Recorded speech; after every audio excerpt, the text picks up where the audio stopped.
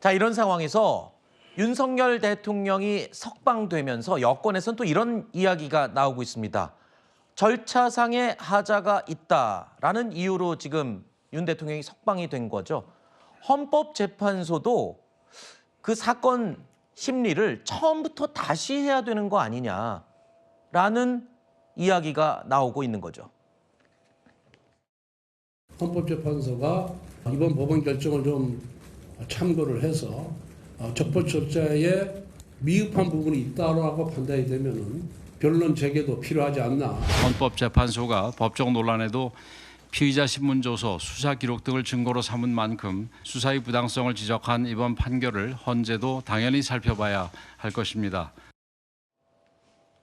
여권에서는 줄곧 헌법재판소가 지나치게 이 속도를 강조하면서 절차를 무시했다라는 주장을 해왔죠. 자, 그래서 변론도 추가로 신청해서 헌법재판소의 심리 자체도 다시 해야 된다라는 의견은 나오고 있습니다. 그런데 정작 윤 대통령 측은 탄핵 심판 대응 전략을 숙고하면서 변론을 추가 신청하지는 않는 쪽으로 가닥을 잡은 것으로 알려지고 있습니다. 그 배경을 놓고 이런 해석이 나오고 있습니다. 윤 대통령은 변론 재개를 굳이 하지 않더라도 탄핵이 기각될 거라는 그런 계산을 하고 있는 게 아니냐라는 추정이 하나 가능하고요.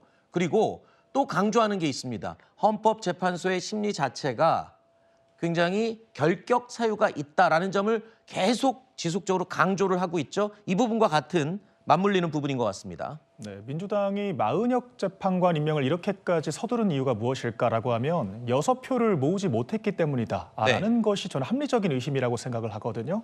그렇다라고 하면 변론이 재개가 됐을 때 오히려 마은혁 재판관을 임명해서 사실 이런 절차적인 정당성에도 불구하고 좀 후속적으로 참여한 재판관이 이 탄핵 심판에 참여하게 되는 그런 부적절한 상황이 벌어질 수도 있다라고 생각을 하거든요. 또한 이번에 법원에서 공수처의 수사권이 없다라는 사실을 명확하게 직격을 했습니다.